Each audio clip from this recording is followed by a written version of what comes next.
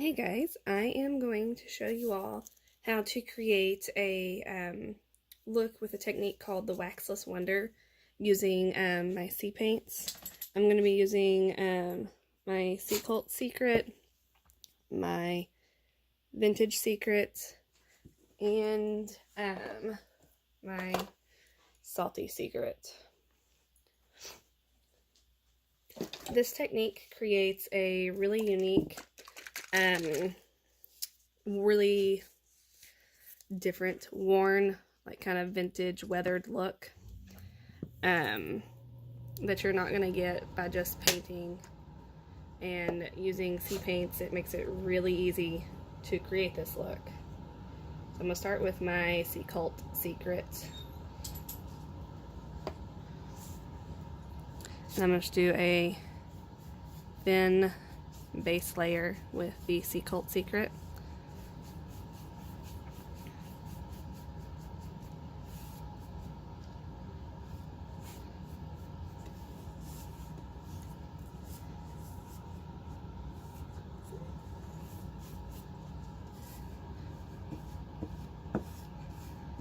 And then super thick or anything. The thing I love about SeaPaint is how quickly they dry. So I'm not sitting and waiting on projects to dry all day just to move on to my next project. So there is my board with my Cult Secret. And now I'm going to use my Vintage Secret as my background on the other one, just to show two different looks with the same technique.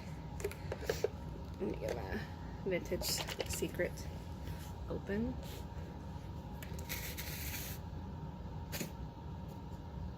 Okay.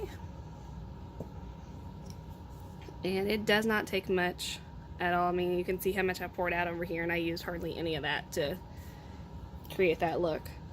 The Secrets have a more translucent appearance than the paints because they can be used as a stain, a paint, a glaze, a highlighter.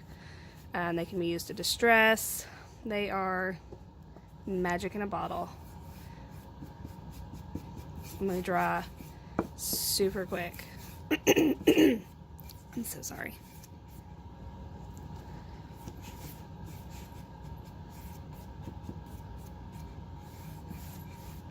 Okay, again, did not take much at all. And got those two boards done.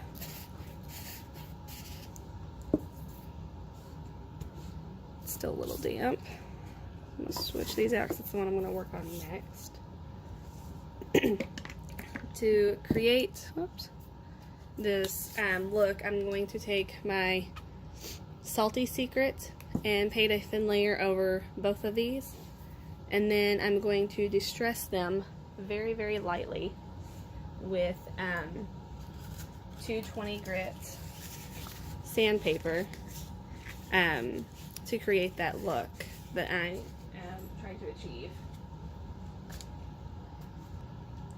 And the really great thing about this technique is it looks great using it with different colors, not just neutrals or white and black, which is a neutral, I guess. But different colors give you different looks. While those are drying, I'll show you a couple that I've done. This one was done with Salty Secret and Beach Wash, so it kind of gives it that kind of just worn, weathered look,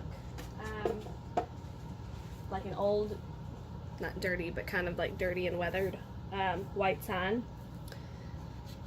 And then this one, I used driftwood and, oh goodness, it's going to elude me. I'll have to look. Stormy Secret, there we go. It came to me to create this look. And then this one was Navy Sailor or Sailor Secret and Salty Secret to create that look.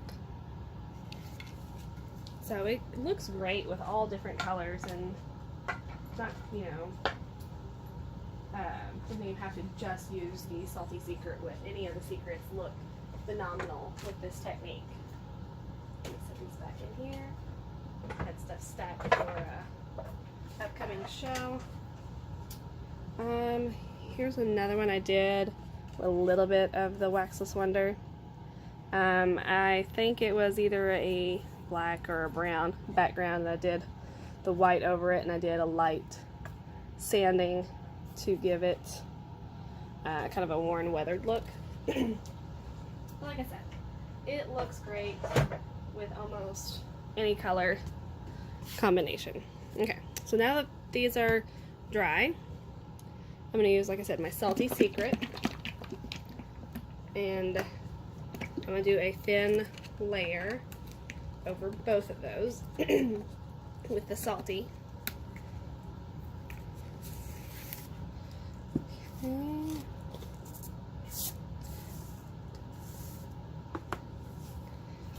And I always use, I get these from the SeaPaints.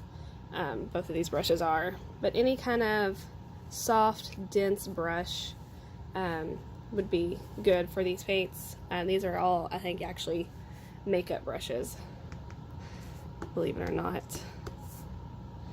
Okay. Whoops, sorry.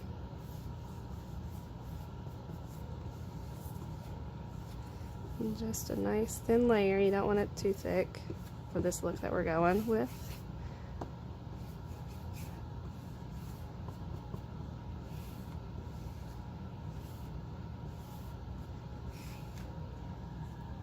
Okay, just a little bit more down there. Okay, there's that one. I'm going to switch them out.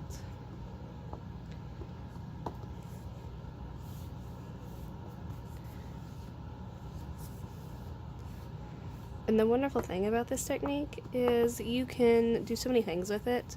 If you had places that you wanted to keep the original color and make it pop through more, or just to create different looks, you can take a thin layer of like the matte polyacrylic and do over the Vintage Secret before you lay your Salty Secret down, whether it be in like big chunky spots or feather it on like you would to feather weather to create that another worn look. I'll be doing a video on feather weathering, so be on the lookout for that. But you could feather weather it on so it would be more of a sporadic kind of placement on there for your weather look. And then when you sand with your 220, it would allow those areas that you hit with the polyacrylic to stand out. Here's another one that I just remembered I did. That was two different colors and not black and white. I did a Sailor Secret background, and they had a special color that was called Weathered Pier. And I did Weathered Pier over it and did Waxless Wonder to give it that worn, weathered look. I just love this technique. I love these paints in general. They, like I said, are magic. There's so many looks that you can create. This is a mixture of Waxless Wonder and a little bit of feather weathering, I believe. I did this one a while back. But it creates a nice, worn look. And it's super easy. So anybody could do it. It doesn't take years and years of practice or anything like that to figure it out. And you're just going to use a simple, this one's super dirty, I need to wash it, but 220 grit sandpaper. You can get it at any hardware store. This kind has a plastic backing on it, so it's flexible and it's washable, and it lasts for quite a while if you're not doing a ton of projects. Okay. Alright. So they are dry. And I'm just going to simply take my sandpaper and, whoops, lightly, very lightly, rub across the top. And I always go in the direction of the grain.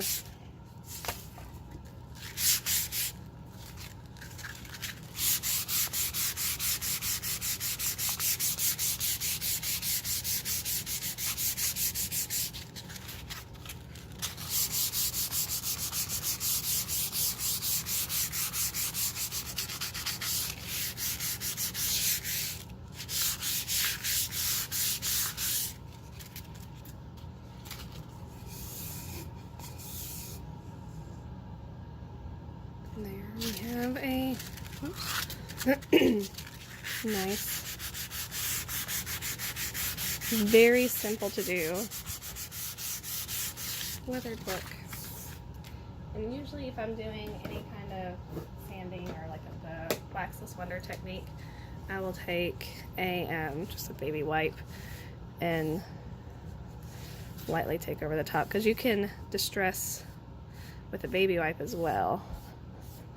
If, say, like right here is a little bit more white than I wanted, take and lightly distress with a baby wipe as well. But this way I'm picking up all of this dust that I've created. It's not on my board, because whenever I lay a stencil down to paint my next layer, the dust is always in the way. And the same thing on this one. I'm going to take my 220 grit sandpaper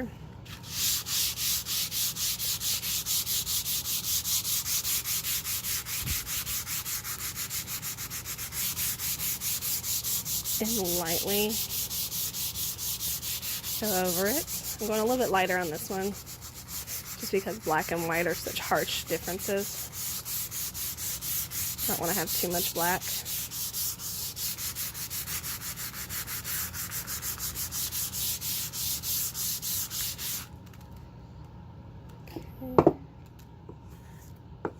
Put a lot of dust I'm creating. I'm going to scoot it out of my way.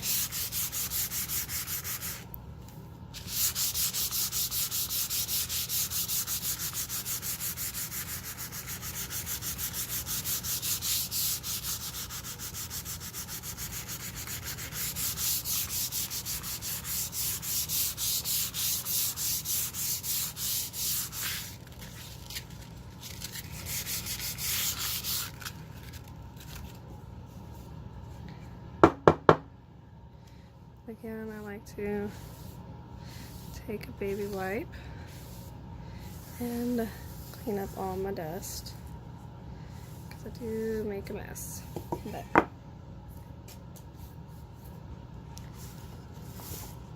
got 2 boards there. It's easy peasy, something anybody can do.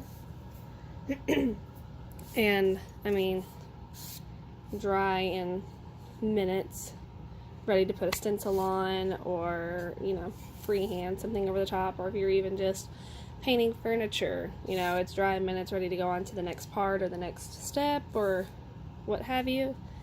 Depending on what I'm using my pieces for, I will seal with a matte polyacrylic. If I'm using it as a sign and it's not framed, I usually we'll go ahead and use polyacrylic unless I am delivering it straight to the customer immediately. Just because if I'm doing a show and I toss all my signs into a basket or whatever to take them to the show to transport, I don't want my stuff to get scratched or scuffed up from any of the hanging hardware or anything like that's on the back, scratching them up. But if I'm just taking it straight to a customer or having it shipped straight to them, I will leave it like this. One of the things I love about SeaPaint is how soft it is. I mean, it is baby butt smooth. even when you don't sand it, because I obviously used that sandpaper, but even without that, it is absolutely smooth. And here's what I did, a couple layers. I did a